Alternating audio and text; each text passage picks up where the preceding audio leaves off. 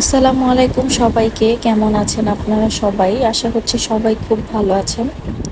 তো অনেকদিন পর আজকে আমি আপনাদের সাথে ভিডিও শেয়ার করতে যাচ্ছি। আসলে কিছুদিন ধরে আমি ভিডিও ঠিকমতো আপলোড দিতে পারছি না, কারণ আমি খুবই অসুস্থ ছিলাম। তো আজকে ভাবলাম একটু ভ্লগ করে নেই, কারণ আজকে আমি বাসায় যাব, মার বাসায় যাচ্ছি। অনেক দিন হয়েছে বাসায় থাকি না, তো এইভাবে যে একদিনে সারাদিন থেকে এসে পড়ি। তো আম্মু বলছিল যে একদিন এসে থেকে যেতে। এর মধ্যে আবার মিরহার পরীক্ষা, সিটি পরীক্ষা শুরু হয়ে গিয়েছিল আর কি শুরু হবে। তো এর আগে আমি বৃহস্পতিবারে গিয়েছি এবং শুক্রবারে এসে পড়বো। তো রবিবার থেকে ওর হচ্ছে গিয়ে সিটি পরীক্ষা। তো একদিন যে বাসায় থেকে আসলাম, শরীরটাও তেমন ভালো ছিল না। জাইনাবের শরীরও অনেক খারাপ ছিল, জ্বর ছিল ওর অনেক। তো বাসায় গেলাম, যে আম্মু দেখি খাবারের আয়োজন করেছে। তারপরে এখানে আমার বোন হচ্ছে গিয়ে মিরহা এবং জাইনাবের জন্য কেক বানিয়েছিল। তো ওইটা মিরহা এখন কাটছে। ওর বাবা সেদিন আমাদের দিতে গিয়েছিল। তো ও খেতে চলে গিয়েছে দোকানে আর কি, খেতে চায়নি, আম্মু জোর করে বসালো খাওয়ার জন্য। তো আম্মু এদিন মলা মাছ রান্না করেছিল, এখানে মলা মাছ ভুনা করেছিল, গরুর মাংস রান্না করেছিল, আমার সবচেয়ে ফেভারিট মাংস। আমি গেলেই আমার আম্মু গরুর মাংস রান্না করবে আর কি। যাওয়ার আগে আম্মু বলবে যে কি খাবা। তো আমি তো একটাই, আমি মাছ বেশি পছন্দ করি না, কিন্তু এখানে আম্মু অনেক রিকোয়েস্ট করছিল যে খাও, খেয়ে দেখো কেমন হয়েছে। তো খাচ্ছিলাম। তারপর কোনো মতে মাছটা শেষ করে আমি আগে গরুর মাংসটা নিয়ে নিয়েছি, কারণ আমার সবচেয়ে ফেভারিট মাংস গরুর মাংস। তো মুরগিও আমার ফেভারিট, গরু এই দুইটাই আমি খাই। খাসির মাংস আমি তেমন একটা পছন্দ করি না, খাই না আর কি। আর আমি আম, ভিডিও করছিলাম ঠিকই, কিন্তু আমার খুবই অসুস্থ লাগছিল কেন জানি আর কি। আমি যেদিন বাসায় গিয়েছি সেদিন থেকে আবার প্রচন্ড গরম পড়ে গিয়েছিল। আর মন চাচ্ছিল না, আমি ঠিক মতো শুটও করি নাই, কিছু কিছু ক্লিপ আপনাদের সাথে শুধু শেয়ার করার জন্য। আর এইখানে আমরা সবাই বসে জেঠালাল দেখছিলাম, তারক মেহতা। এটা হচ্ছে আমরা সবাই খুব পছন্দ করে দেখি। তো মিরহা এখানে ওর খালামণির কাছে পড়তে বসেছে। যেহেতু ওর সিটি পরীক্ষা ছিল, তো আমি বই খাতা নিয়ে গিয়েছিলাম। ও বলছিল ওর খালামণির কাছে পড়বে। তো না, আমার মেয়েটা খুবই লক্ষ্মী, সে পড়েছে ওর খালামণির কাছে। তো এখানে আমি কেক খাচ্ছিলাম। কেকটা এত মজা হয়েছে যে বলার বাইরে, মনে হচ্ছিল যে বাইরে থেকে কিনে আনা। খুবই খুবই মজা হয়েছে, আর দেখেন কতটা সফট, আপনারা দেখতেই পাচ্ছেন।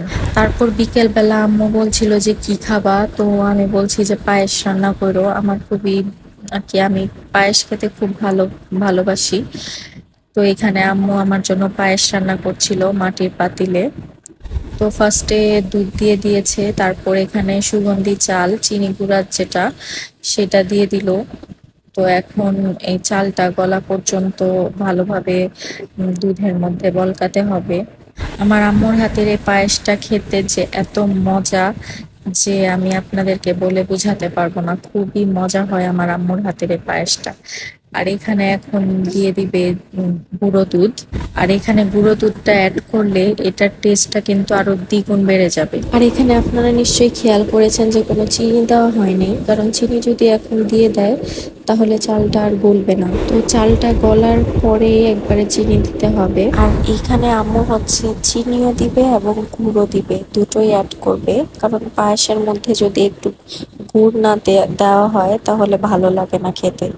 গুড়ের ঘ্রাণটা আসলে খুব ভাল লাগে। আর আপনারা চাইলে এখানে গুড় নাও দিতে পারেন, সমস্যা নেই। সাদা পায়েসও খেতে খুব মজা, কিন্তু সেক্ষেত্রে একটু গরম মশলা অ্যাড করতে পারেন, যেমন এলাচি আর দারচিনি। আর যদি গুড় দেন তাহলে আর এই মশলাগুলো অ্যাড করতে হবে না। তারপর এখানে হচ্ছে চালটা একদম গলে গিয়েছে, আপনাদেরকে আম্মু দেখাবে হাত দিয়ে ভালো করে যে এটা গলেছে কিনা। তো এখানে পারফেক্টলি চালটা গলে গিয়েছে। এখন এই পর্যায়ে চিনিটা অ্যাড করবেন আপনারা, এবং এর সাথে গুঁড়ো দিয়ে দিবে। তো দিয়ে ভালোভাবে মিক্স করে নিতে হবে। আর গুড় যখন দেবেন অবশ্যই আপনাদেরকে খেয়াল রাখতে হবে যে এটা খাঁটি গুড় নাকি। আর আম্মু এই গুড়টা যে ব্যবহার করছে এটা একদম খাঁটি গুড়, এটা যশোর থেকে আনা।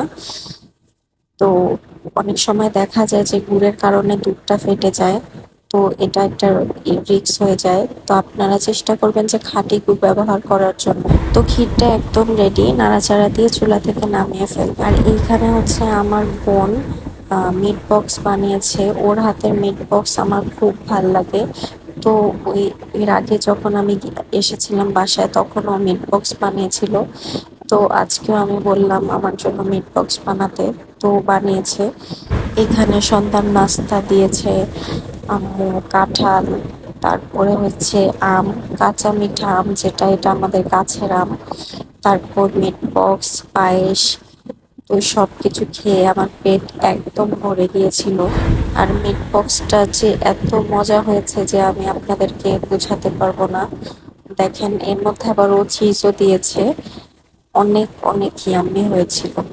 তারপর পায়েসটা টেস্ট করলাম, পায়েসটার টেস্টও একদম পারফেক্ট হয়েছিল, মিষ্টি থেকে নিয়ে শুরু করে দুধ একদম পারফেক্ট, অনেক মজা হয়েছিল।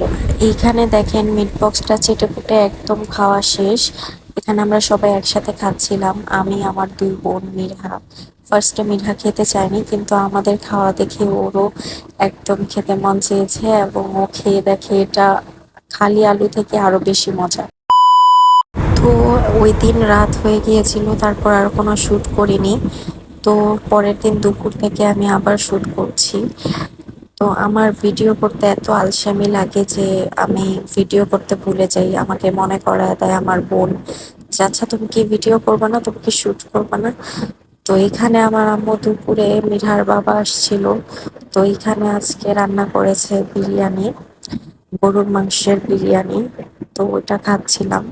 আর এইখানে দেখেন জায়নাবের অনেক জ্বর ছিল ওই দিন, বললামই তো যে ওর অনেক শরীরটা খারাপ যাচ্ছিল। তোর খালামণির কোলে শুয়ে শুয়ে ও ঘুমাচ্ছিল। আর এইখানে খাওয়া দাওয়ার পর একটু ঠান্ডা কোক না খেলে কি চলে, তো কোকটা খাচ্ছিলাম। তারপর বিকেল হয়ে গেল। নাইসা আর কি আমার বোন পিৎজা বানিয়েছে এখানে। তো আমার বোনটা হচ্ছে কুকিং লাভার, সে কুক করতে অনেক বেশি পছন্দ করে। তো দেখা যায় যে ও আম্মুর সাথে বিকালে এটা সেটা বানায়, তো আমাকে আবার ছবি তুলে পাঠায় যে দেখো আজকে আমি এটা বানিয়েছি। তো এইভাবে আম্মুর সাথে থাকতে থাকতে ও কিছু না কিছু বানাতে শিখে গিয়েছে।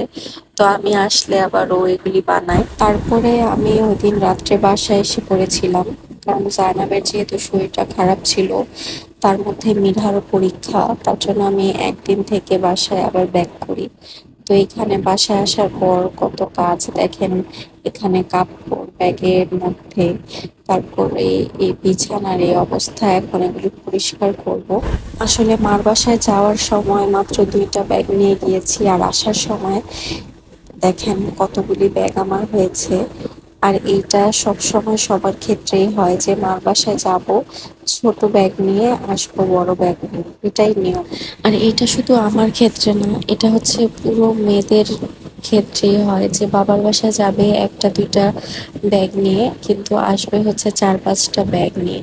এটা হচ্ছে মায়েদের ভালোবাসা, মেয়েদের সাথে দেওয়া হয়। তো এখানে আমি বেডটা একদম ক্লিন করে ফেললাম। তো জাইনাব আমাকে একদম কাজ করতে দিচ্ছে না, তো ওকে এখন টিভি ছেড়ে দিব।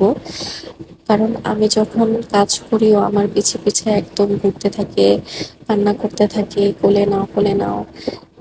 তারপর যখন টিভি ছেড়ে দেয় তারপর ও চুপ করে বসে টিভি দেখবে, তখন আর আমাকে এত জ্বালাবে না।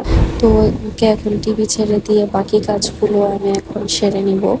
এখানে ব্যাগের মধ্যে যে কাপড়গুলো আছে ওদের জন্য নিয়ে গিয়েছিলাম, তো এই কাপড়গুলো এখন বের করে সব অর্গানাইজ করে আবার আগের জায়গায় রাখবো। আর ব্যাগটাও আলমারিতে রেখে দিব। আর কোনো জায়গায় বেড়াতে গেলে বাসায় আসার পর যে কত কাজ থাকে সেটা আমি বলে বোঝাতে পারবো না। আর এখানে দেখেন আমি কাজ করতে করতে জায়নাব পিছন দিয়ে এত কাজ বাড়িয়েছে। এখানে ওর চাচি ওকে কেক খেতে দিয়েছিল, ও কেক না খেয়ে সব কেককে গুঁড়ো করে এখানে টিভির মধ্যে ঈশা লাগাচ্ছিল। আর দেখেন কত ইনোসেন্ট চেহারা করে আমাকে বলতেছে যে আম্মু আম্মু। আর এইখানে হচ্ছে মিরহাতার নানার থেকে আবদার করে দেখেন কত কিছু নিয়ে আসছে।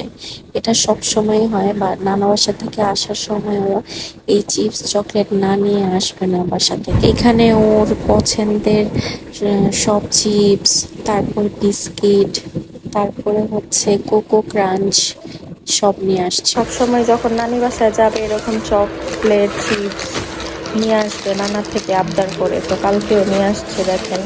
আর এটা হচ্ছে মিরহার সব থেকে ফেভারিট চিপস, পপার্স। এগুলি নিয়ে আসছে, বিকালে ওকে দিব এগুলা। চকোস খাবে সে, বিকালে বলছে আগেই আমাকে যে আম্মু আমাকে বিকালে চকোস দিবা তুমি দুধ দিয়ে। তো বলছি যে আচ্ছা ঠিক আছে। এই যে নানা যে দিয়েছে তোমাকে, তুমি না বলছো বিকেলে এটা খাবা? হ্যাঁ খাবা? কে দিয়েছে তোমাকে এগুলি? ওরা হচ্ছে ভাত মাছ খাবে না, ওরা চিপস চকলেট খেয়েই বেঁচে থাকবে। আর আমার ছোট মেয়েটাও দেখেন এই পুচকিটার চিপস এত পছন্দ যে ও চিপস দেখলে কান্নাকাটি শুরু করে দেয় যতক্ষণ না পর্যন্ত ওকে আমি না দিই। তারপর আমি ওদেরকে ফ্রেশ ট্রেশ করে আমিও শাওয়ার নিয়ে নিলাম। তারপর শাওয়ার নেওয়ার পর আমি আমার ফেসে এই সিরামটা অ্যাপ্লাই করব। এটা হচ্ছে কোরিয়ান একটা সিরাম, সাসিমি। তো সিরামটা খুবই ভালো। আজকের জন্য এখানেই শেষ। আসসালামু আলাইকুম।